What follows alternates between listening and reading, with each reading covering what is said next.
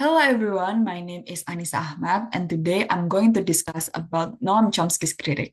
Did the US undermine democracy? When Americans talk about their role in the world, there's often a deep sense of pride and a strong belief that the United States, at its core, a force for good. A country that fights tyranny, defends democracy, and stands up to authoritarian regimes.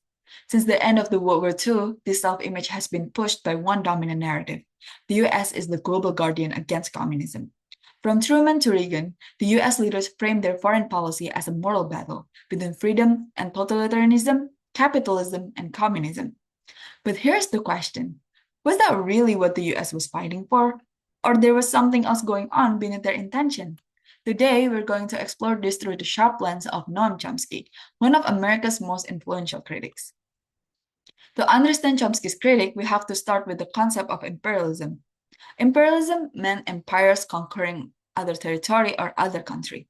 But in the modern era, imperialism can take more subtle forms, like installing puppet governments, making coups, controlling economies, and using military power to maintain their influence.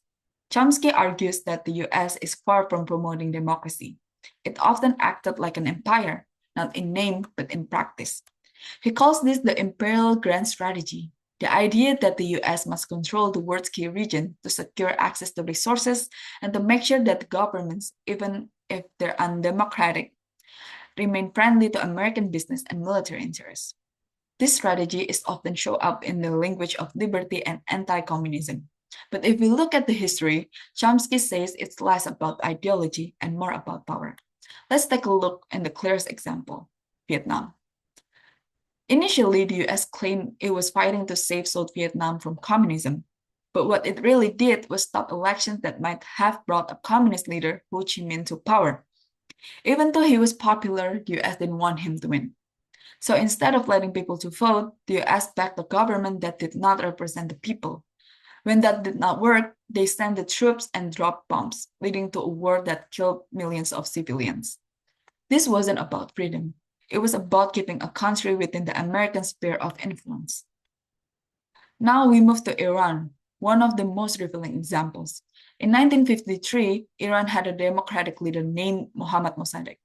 He wasn't a communist, but he wanted to nationalize Iran's oil, taking it back from British and American companies and use it for his own people.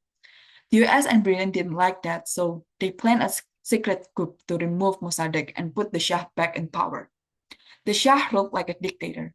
They jailed opponents and used secret police. But because they gave the West access to oil and aligned with the US, they had the Washington's full support. And this continued for 25 years until in 1979, everything exploded. That year, the Iranian people rose up in what became the Islamic Revolution. They were angry at years of repression, foreign interference, and cultural domination. The Shah then was overthrown, and Ayatollah Khomeini, a religious leader, took power.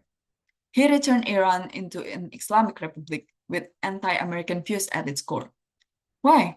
Because the many Iranians, America wasn't the friend of democracy.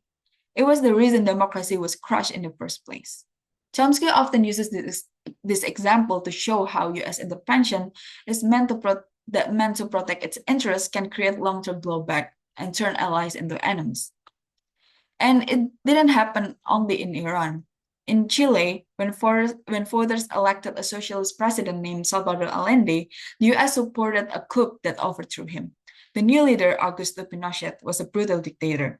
He tortured and killed thousands of civilians, but because he supported free markets and opposed communism, the US backed him up. And this happened across Latin America, like in Nicaragua, El Salvador, and Guatemala. The US often supported military regimes that committed serious human rights abuses. Why? Because they helped to stop the spread of leftist ideas. Again, democracy was pushed aside and in favor of control. And you might wonder, why didn't Americans know about all of this? Well, Chomsky says the media plays a big role. In his book, Manufacturing Consent, he explains how major news outlets often support the US foreign policy even without being told to. It's not about lying, it's about framing. Wars are described as defensive. Leaders the US supported are called moderate. People who resist are called terrorists or radicals. As a result, many Americans grew up believing their country always stands for freedom, even when the facts says otherwise. And this is not just about Cold War history. The same patterns exist today. The US supports Saudi Arabia, even though it's a monarchy that limits women's rights and punishes dissent. Why? Because Saudi Arabia is rich in oil and is a regional ally.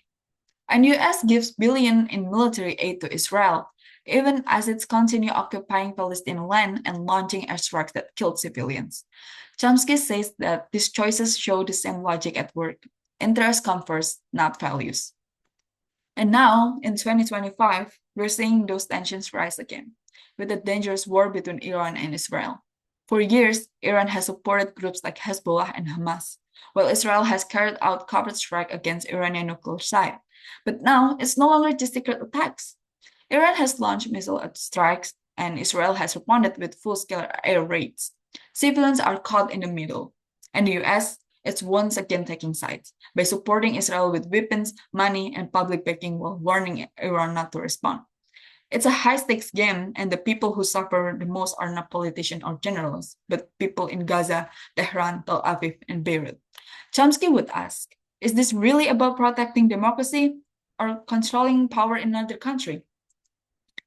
So let's turn to our first question. Did the US undermine democracy?